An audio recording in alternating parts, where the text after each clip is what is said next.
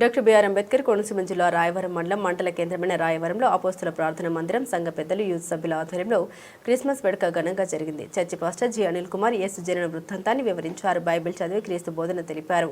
వర్తమానికులు brother Joel ముఖ్య అతిథిగా doctor Neeraja పాల్గొని ప్రసంగించారు. క్రీస్తు జననాన్ని తెలియజేస్తూ చిన్నారులు చేసిన సంస్కృతి కార్యక్రమాలు ఆకట్టుకున్నాయి.